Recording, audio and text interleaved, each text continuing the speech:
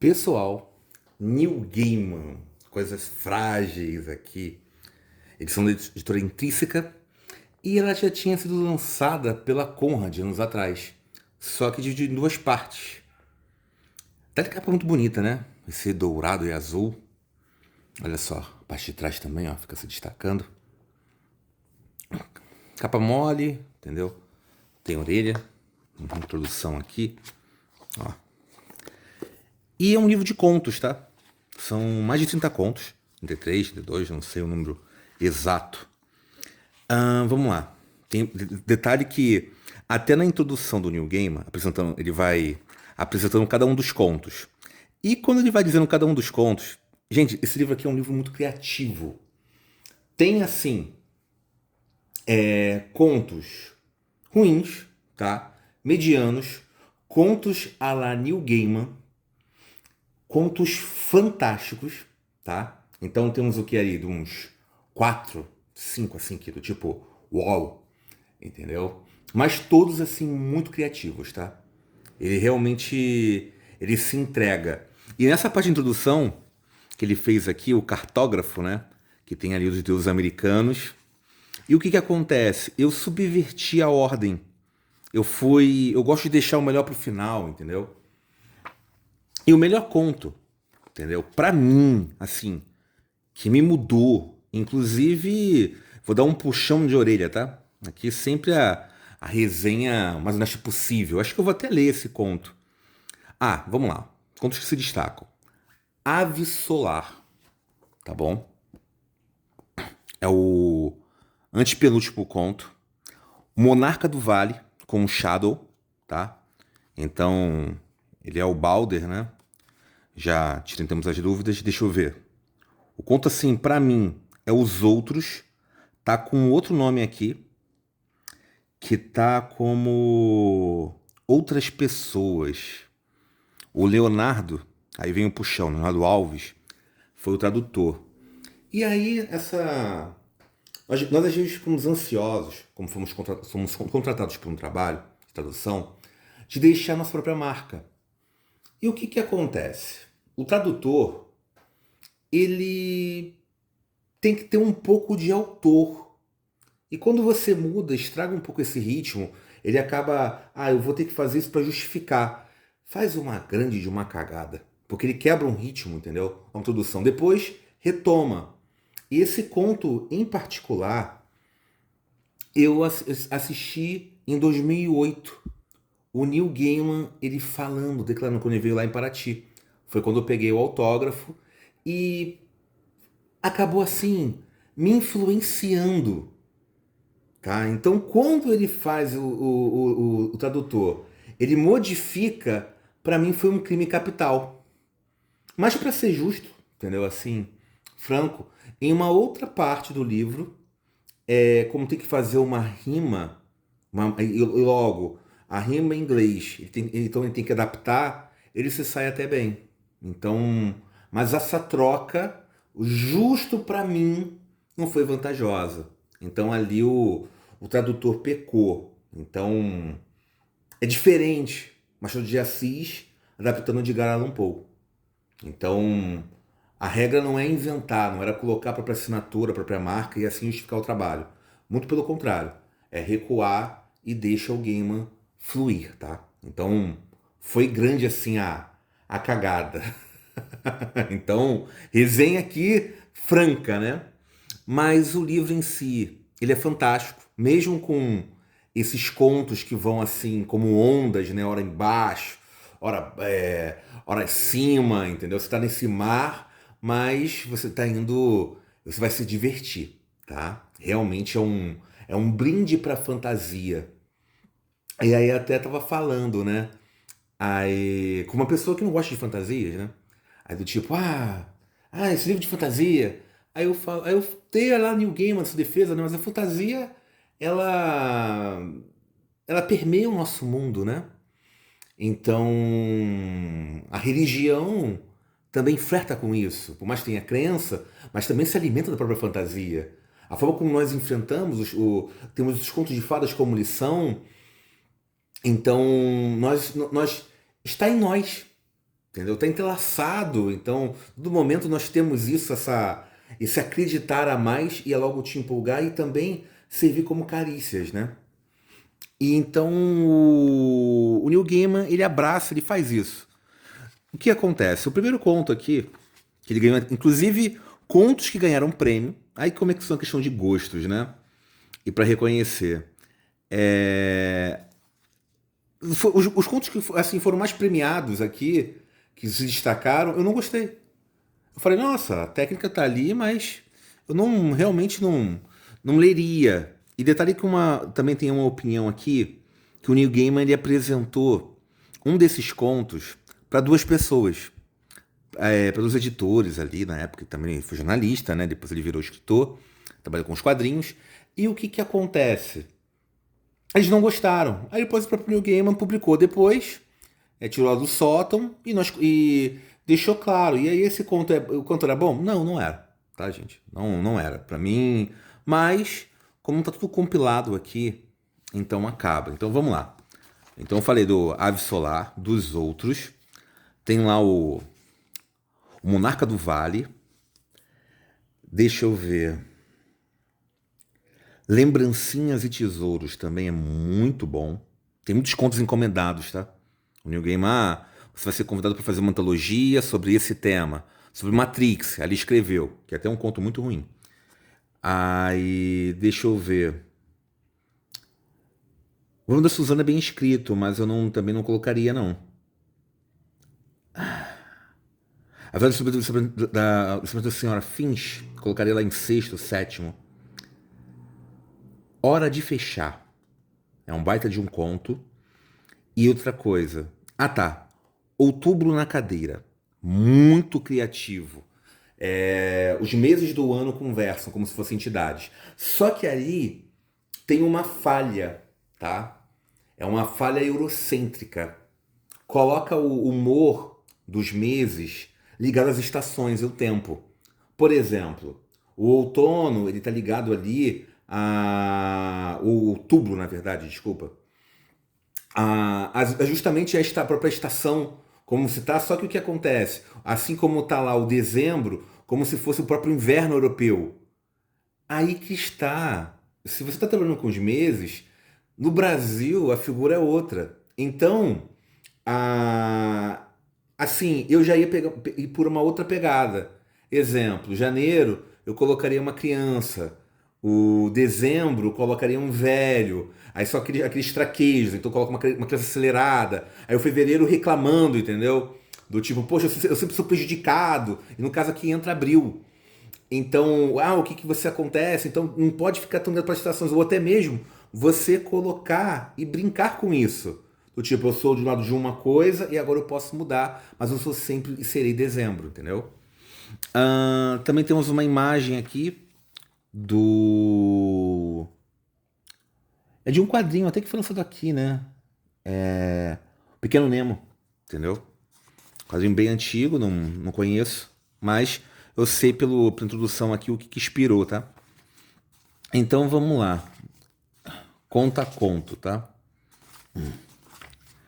Aí eu vou ler pra vocês, com certeza, os outros, né? Cadê? Qual é a página? É 161, né? Não, é Meninas Estranhas, que por sinal vale a pena. É o Outras Pessoas, 101, 119, acho que 119. Vamos lá. Aqui, os outros, na verdade. Aqui, ó, o erro. O tempo aqui é fluido. Não. Vê como fica melhor. O tempo é fluido por aqui. Pegou a diferença? Mas vamos lá. O tempo é fluido por aqui, disse o demônio. Ele percebeu que era um demônio assim que o viu. Sabia assim como sabia que o lugar era o inferno. Era a única coisa que podiam ser. Era a única coisa que podia ser. O cômodo era comprido, e o demônio esperava junto a um braseiro fumegante na outra extremidade. Havia uma variedade de objetos pendurados nas paredes cinza-pedra, do tipo que não seria sensato ou reconfortante examinar com muita atenção. O pé direito era baixo, e o estranho e o chão estranhamente diáfano. Aproxime-se, falou o demônio. Ele obedeceu. O demônio era magro, feito uma vara, e estava nu. Tinha cicatrizes enormes e parecia ter sido flagelado em algum momento distante no passado. Não tinha orelhas nem órgão sexual. Seus lábios eram finos e austeros, e os olhos eram olhos de demônio. Tinham visto muita coisa e ido muito longe. Diante do seu olhar, ele se sentia menos importante que uma mosca. O que acontece agora? Perguntou. Agora, respondeu o demônio, com uma voz sem pesar ou deleite. Só uma resignação pura e pavorosa. Você será torturado. Por quanto tempo? Mas o demônio balançou a cabeça e não respondeu. Andou devagar junto à parede, observando os objetos que estavam pendurados. Depois outro. No final, perto da porta fechada, havia uma chibata feita de fios desencapados. O demônio a pegou com a mão de 3 dedos e voltou, carregando com reverência. Colocou as pontas de metal no braseiro e observou conforme começaram a esquentar. Isso é desumano. Sim.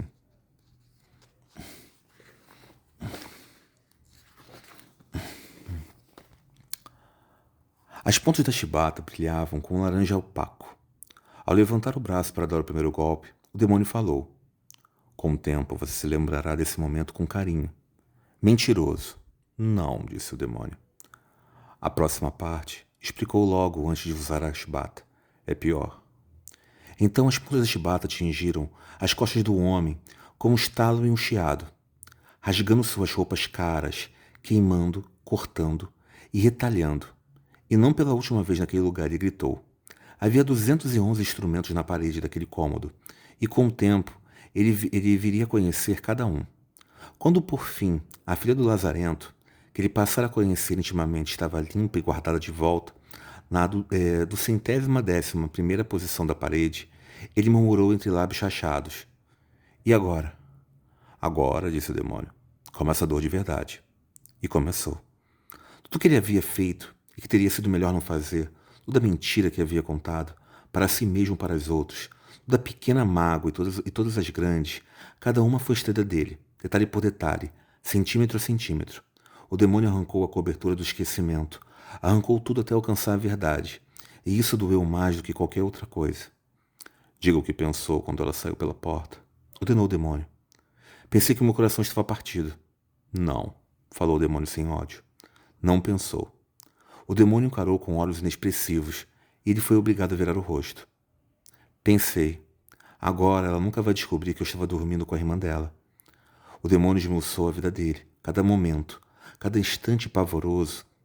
Isso durou 100 ou 1000 anos. Ele tinha todo o tempo do universo naquele cômodo cinzento. E no final o homem percebeu que o demônio tinha falado a verdade. A tortura física fora mais branda e acabou. E depois de acabar, começou de novo. Ele agora tinha uma consciência de si que não tivera na primeira vez, o que por algum motivo tomava tudo ainda pior. Desta vez, ao falar, ele se odiava. Não havia mentiras nem esquivas. Não havia espaço para nada além da dor e raiva. Ele falou, não chorou mais. E ao terminar 1000 anos depois, rezou para que o demônio voltasse à parede e pegasse a faca de esfolar, ou a pera de angústia, ou os parafusos. De novo, disse o demônio. Ele começou a gritar, gritou por muito tempo. De novo, repetiu o demônio, depois que ele parou, como se nada tivesse sido falado. Era como descascar uma cebola. Desta vez, ao repassar a vida, ele descobriu as consequências, descobriu o resultado das coisas que havia feito, coisas que tinha ignorado enquanto as fazia. A mágoa que infligira ao mundo, o dano que causara a pessoas que nunca vira, ou conhecera, ou encontrara, foi a lição mais difícil de todas. De novo, disse o demônio, 1000 anos depois. Ele se agachou no chão, ao lado do braseiro, balançando-se devagar, de olhos fechados, e contou a história da sua vida, ao mesmo tempo revivendo do nascimento à morte, sem mudar nada, sem que algo ficasse de fora, enfrentando tudo. Ele abriu o coração. Quando terminou, continuou sentado, de olhos fechados, esperando a voz dizer de novo. Mas nada foi dito. Ele abriu os olhos. Lentamente se levantou. Estava sozinho. No final do cômodo havia uma porta, e enquanto ele observava, a porta se abriu. O homem entrou. Havia terror no rosto dele, e arrogância e orgulho. O homem que usava roupas caras deu alguns passos hesitantes pelo cômodo e parou. Quando viu o homem, ele entendeu. O tempo é fluido por aqui. Ou melhor, fica melhor com a voz, né? O tempo é fluido por aqui, disse ele ao recém-chegado. Senhoras e senhores, isso é Neil Gaiman. Foi isso que me marcou. Tá, eu sei que eu tinha que ter colocado antes, né? Gente, dá o like, tá? Se gostou. Compartilha, comenta se quiser, tá? Pra fortalecer. Então vamos continuar com a resenha. O que acontece? Tem aqui lembrancinhas e tesouros.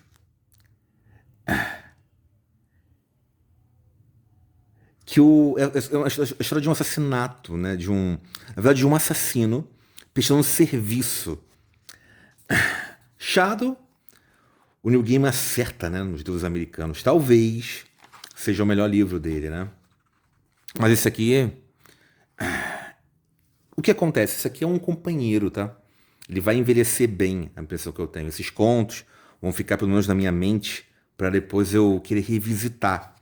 O Ave Solar fala sobre a Fênix e então, spoiler, né? Aí um velho que explica porque ele vai fazendo as insanidades dele, né? E tem um grupo, tem duas penas. Gente, vocês lendo vão se divertir, tá? Ou seja, esse livro vale a pena. E quando eu fui vendo ali o Monarca do Vale e tudo mais, quer dizer, qual é o nome? O Monarca do Vale mesmo, acertei. Aí o que acontece? Eu fui lendo esse livro e eu fui atrasando a leitura. Do tipo, não acaba, o que eu vou fazer sem você? Então isso que é maravilhoso. Mas teve outros contos que eu pulava e via quantas páginas estavam faltando.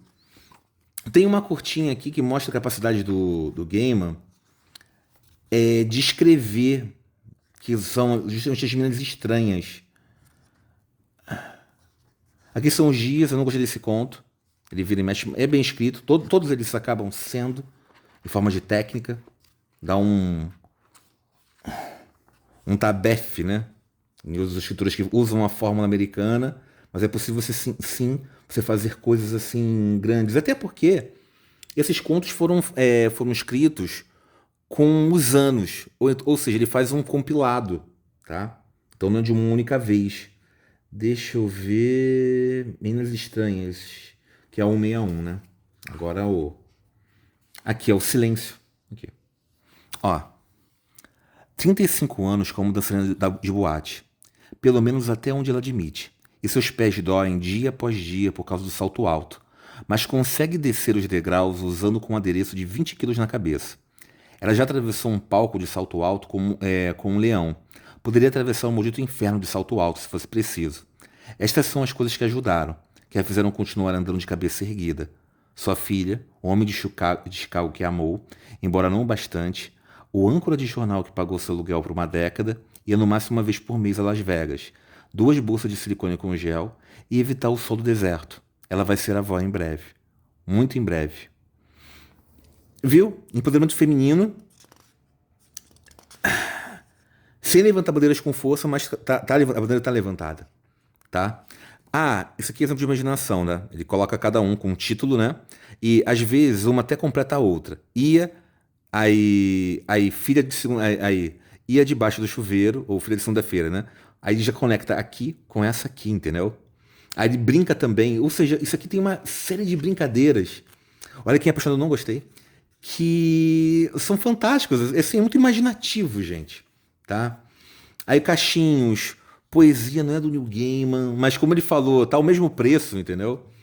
Problema de Susana, são as Crônicas de Nárnia, né? Então, acaba sendo o que aconteceu com a personagem, o que você acha que eu sinto, muito legalzinho, coloca como um gárgula aqui, com o coração fala sobre abandono. Minha vida também, não gostei. 15 cartas para de um tarô de vampiro. Ficaria legal você realmente ter essas falas na carta de tarô, que essa que foi a intenção, né? Deixe-me ver aqui. Qual é esse? Tá, Comidas e Comedores. Muito bom, gente. Muito bom, tá?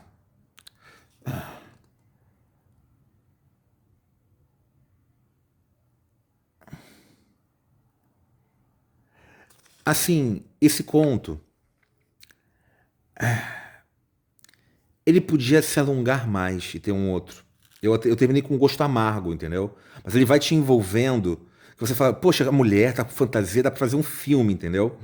Mas depois ele para. Eu até confundi, tá? Pelo grande elogio. No fim, eu pensei que fosse o outro. Tem um que ele inicia e eu falo, não faz isso, que é a hora de fechar. Que ele vai te envolvendo, ele vai trabalhando lá Neil Gaiman num conto sobre o outro, e eu falo, caraca, tá ficando grandioso isso. Aí depois ele desfaz. Aí eu falo, não, não, tu dobrou a direita. Era pra ter dobrado a esquerda e ter parado, entendeu? Não era pra ter feito isso. Aí eu falei, caramba, não teve um editor pra falar nisso com ele, entendeu? Que ele vai narrando sobre uma história de terror. Aí vem no bar que tá fechando. Aí até essa introdução é pra entrar no clima, então é muita gordura, mas não é nem gordura, serve pra um propósito, tá? Vai te embrulhando ali pra levar. Aí são quatro conversando e cada um vai contando uma história de terror. A terceira, que ele vai falando como os meninos, como que ele atravessou, tu entra num clima que é maravilhoso. Aí ele conhece outras crianças, ele entra num lugar que, ó, não vamos entrar aqui não, o lugar não tá abandonado. Aí ele vai, aí tu você fica, pô, tá encaixado. Aí depois ele conta como menino, ó, eu vi uma casa de brinquedo, aí eu bati nela, os outros meninos me desafiaram. Aí pá, só que eu tinha certeza que com a minha mão que ele tinha se mexido. Aí eles falam assim, ah, aí os meninos entram aí. Aí ele, eu não entraria de forma alguma. Mas eu já tinha, a porta se abriu e eu não empurrei. Ou foi o vento. Não, entra, aí ele mesmo, né? Entra vocês se quiserem. Aí os meninos entraram. E o último, entraram três, né? Olha pra cara dele do tipo, por que você não vai entrar? E a porta se fecha. Aí ele vai atrás, olha pelas janelas e vê que os meninos estão se escondendo, entendeu? E depois, aí ele fica observando, a porta se abre, não sai ninguém. Ele tinha certeza que podia ir. Aí ele volta pros pais, não. Conta, só que rasgou uma roupa, toma uma bronca, mas não fala, ninguém fala dos meninos. E o quarto, que é o velho que ficou até o culto ouvindo as histórias, aí fala, essa história é verdadeira. Aí ele conta que temos um irmão, só que ele confirma que ele era um, dois. Não era pra ter feito isso. Ele era pra ter sido um dos proprietários, sim, mas as crianças estavam visitando e ter confirmado e acabou. A história ia ser grandiosa. Mas aí tem que considerar os pontos positivos, né? A Ave Solar, muito bom, é perfeito, tá? Esse do outono contando uma história, outono sentado, né? Como é o nome? Outono não, desculpa, confundi de novo. Outubro na cadeira. É fantástico, tá? Então, o Estudo de Esmeralda, fala ali do Sherlock, que esse encontro eu não realmente gostei, não apreciei. Com Lovecraft, é claro que foi premiado do tipo, caramba, Neil Gaiman escrevendo sobre Sherlock Holmes, com Lovecraft, ele com a ponte. Quem melhor do que ele? Então, é um brinde. Mas eu realmente não aplaudi isso não, tá? Rio das Fadas, então tudo na cadeira muito bom. A Câmara Oculta, não. As Novas Criaturas dos Demônios Desfigurados da Mansão Secreta. A Luz do Desejo Sinistro. Não gostei desse. É inspirado, ele vai fazendo dois contos pra lá. Periga ficar muito bom, depois se escorre. A Pedra do Estado da Memória, Hora de Fechar, muito bom. Então temos o Amargor, que eu falei daquela hora, né? Aí os outros, Lembrancinhas e Tesouros, Grande Besteira Deve Fazer Assim, A Verdade sobre o Desaparecimento da Senhora Finch. É bom, tá, gente? Meninas Estranhas. Tem aqui esses contos, mas sim, tá bem escrito, vale a pena. Alecrim Apaixonado é ruim. Cachinhos, de novo, ele fazendo poesia. O Problema da Susana, vale a pena pela inspiração, pela homenagem, vamos dizer assim. Instruções, de novo ele escorrega. O que você acha que eu sinto? Muito bem escrito. Minha Vida, não gostei. 15 cartas para o vampiro. É aquela que eu mostrei para vocês, como dizer comedores. Grupo do Adentador, achei fraco. No fim, também, assim como Golias. Aqui tá aquele looping, tá? Então, como falar com outros em festas? Que foi feita até uma adaptação de quadrinho. Não vale a pena, tá? O dia que tiveram os Giz Voadores, também não foi. Ave Solar, muito bom, como eu falei. A Invenção do Aladdin, dá o que pensar, apesar de curto, tá? E o Monarca do Vale, sensacional, tá, gente? É um brinde. Então, essa que fica sendo a resenha aqui das coisas frágeis. E vocês, eu garanto pra vocês, vocês vão se divertir. Gosta de fantasia, pode adquirir, tá? E não se esqueça que eu sou muito exigente, tá, gente? Então, não se esqueça do like, na verdade, também, né? Pedir de novo, né? Fazer igual todo mundo faz. Vamos ver se dá certo.